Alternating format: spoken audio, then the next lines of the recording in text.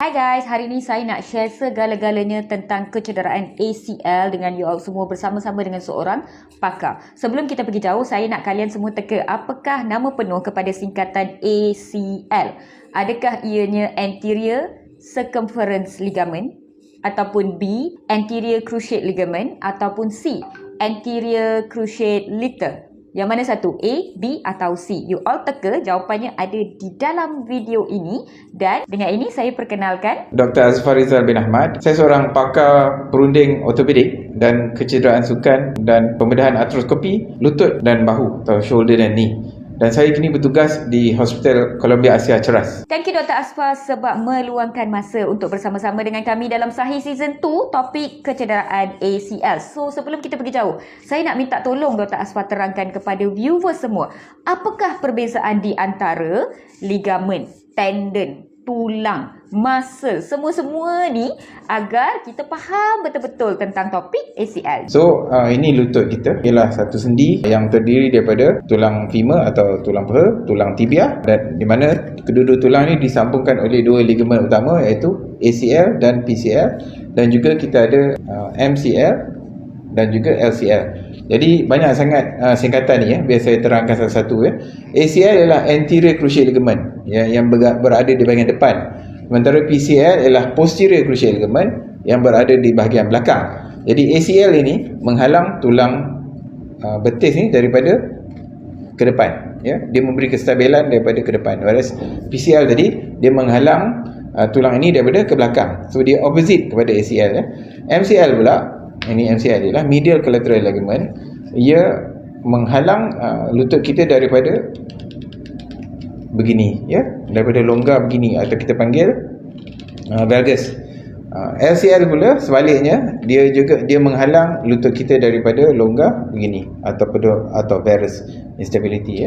Jadi semua ligamen ini mainkan peranan penting untuk beri kestabilan pada lutut kita, dan juga ada tisu lain yang penting di sini iaitu meniscus. Kita ada medial meniscus sebelah dalam, lateral meniscus sebelah luar. Jadi meniscus ni berfungsi sebagai shock absorber atau dia serap hentakan. Bila mana kita berjalan, kita melompat, kita berlari, kita memecut, dia akan memberi efek spring kepada lutut kita, dan juga ia juga memudahkan pergerakan lutut kita sebab dia mengikut bentuk permukaan femur ini. Jadi itu serba ringkaslah anatomi lutut kita. Pada pengalaman doktor dan juga daripada literature, apa yang sebenarnya kerap menyebabkan kecederaan ACL? Kecederaan ligamen ACL ni salah satu kecederaan yang agak common, agak biasa dihadapi. Dan biasanya ia berlaku pada golongan muda. Biasanya kecederaan ini disebabkan oleh berhenti dengan mengejut. Contohnya bila kita sedang main bola, kita break, kita berhenti mengejut. Lagi satu, kita tukar position, kita changing direction. Contohnya kita ke kiri, ke kanan, Dan yang ketiganya, bila kaki kita terpasak pada tanah, di mana kaki itu bergerak ke kanan, tetapi tulang peha kita bergerak ke kiri. Jadi dia bergerak di arah yang bertentangan. So kalau tuan-tuan boleh bayangkan, bila kaki terpasak, and then lutut ni masih bergerak. Jadi itu salah satu mekanisme yang paling common sekali, kita panggil pivot. Saya ingin menyentuh sedikit pasal puncanya kecederaan ACL ni. Punca yang paling common ialah kecederaan sukan lah. Yang kedua ialah kemalangan jalan raya ataupun jatuh daripada tempat tinggi contohnya. Biasanya melibatkan pekerja-pekerja lah. Dan jenis-jenis kecederaan ACL yang paling mild itu grade 1 tu hanya sprain saja. Maksudnya ligamen tersebut tidak putus, dia hanya mengalami stretch lah. Itu grade 1. Grade 2 ialah partial tear. Partial tear tu maksudnya ligamen itu putus tetapi tidak sepenuhnya. Partial tear ni ada kebolehan untuk sembuh dengan sendiri tanpa perlu menjalani pembedahan. Ini boleh dirawat dengan cara ais, dengan cara ubat, dengan cara fisioterapi, yang di mana rawatan-rawatan ini berfungsi untuk mengurangkan bengkak, mengurangkan sakit, dan mengembalikan semula range of motion ataupun pergerakan lutut semua daripada extension kepada flexion. Dan yang akhir sekali grade 3 ialah complete tear. Complete tear ialah kecederaan di mana ACL tersebut putus completely, sepenuhnya. Dia tiada lagi sambungan daripada tibia ke femur. Jadi bagi kecederaan complete ACL tear sebegini biasanya rawatan secara konservatif atau tanpa pembedahan tidak berkesan. Bergantung kepada simptoms atau physical demand pesakit tersebut, kita akan buat penilaian sama ada pesakit tersebut memerlukan ACL reconstruction ataupun gantikan ACL atau ligamen tersebut dengan ligamen beliau sendiri ataupun ligamen yang didermakan. Dr. Asfar, doktor tahu kan pesakit ni kalau doktor sarankan pembedahan biasanya mereka agak risau, nervous, macam-macam bermain di fikiran. Jadi boleh tak doktor berikan sedikit sebanyak ilmu kepada viewers kita untuk mereka faham bila mereka sangat-sangat memerlukan pembedahan untuk pemulihan dan bila mereka sebenarnya boleh tunggu sedikit lagi? Pakar akan lihat pesakit tersebut secara keseluruhannya, tengok umur, pekerjaan pesakit. Ketiga, kita juga tengok sama ada pesakit ini seorang atlet atau seorang yang suka bersukan. Jadi itu 3 faktor. Faktor lain ialah sama ada kecederaan lain selain daripada ACL. Kiranya pesakit mempunyai lebih daripada satu kecederaan, contohnya ACL atau meniscus atau cartilage, so ini akan lebih indication untuk melakukan bedahan. Akhir sekali ialah simptom itu sendiri.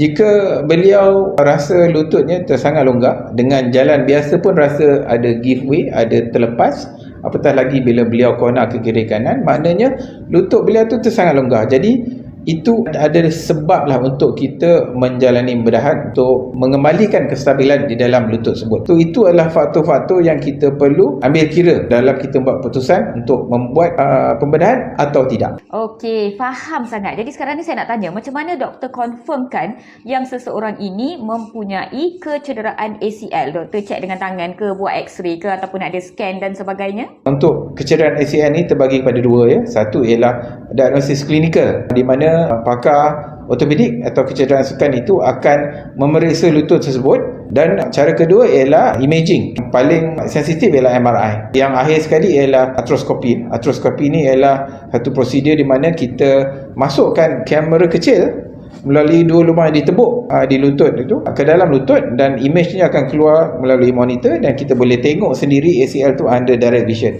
sama ada dia masih sihat atau dia telah putus. Apa pendapat dan juga pengalaman Dr. Asfar dalam role of rawatan tradisional dalam kecederaan ACL? Contohnya macam urut, acupuncture ataupun berjumpa dengan bomoh tulang. Jadi saya telah ditanya tentang peranan rawatan tradisional dalam kecederaan sukan ACL ini. Mengikut kajian setakat ni di seluruh dunia, tidak ada rawatan tradisional yang akan menyembuhkan ACL di dalam kes complete ACL tear. Contohnya ACL tersebut telah putus penuhnya.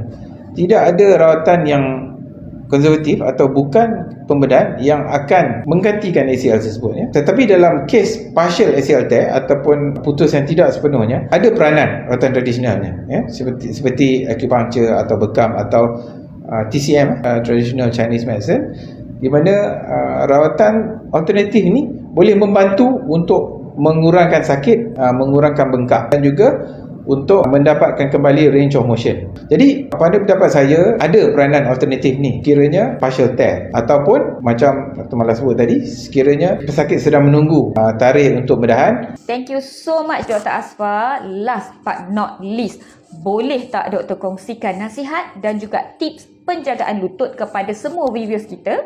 Jadi ini saya tujukan kepada masyarakat kita yang suka bersukan di luar sana. Kita perlu alert tentang pergerakan kita semasa bermain. Contohnya, bila kita main futsal, kita tak boleh sambil lewa atau kita lalai atau kita mimpi, kita ingat benda lain masa main futsal tu. Kita kena fokus. Masa main tu kena fokus, sebab bila kita alert, kita tahu di mana kedudukan lutut kita sekarang dan di mana kedudukan dia selepas ni. Sekiranya kita lalai, maka berlakulah kecederaan ini, di mana kita bad landing atau kita tidak kontrol, kita twisted kita punya ni sebab kita melakukan pergerakan yang salah. Terima kasih kepada semua kerana dengar celoteh saya petang ini mengenai ACL tear atau kecederaan ACL.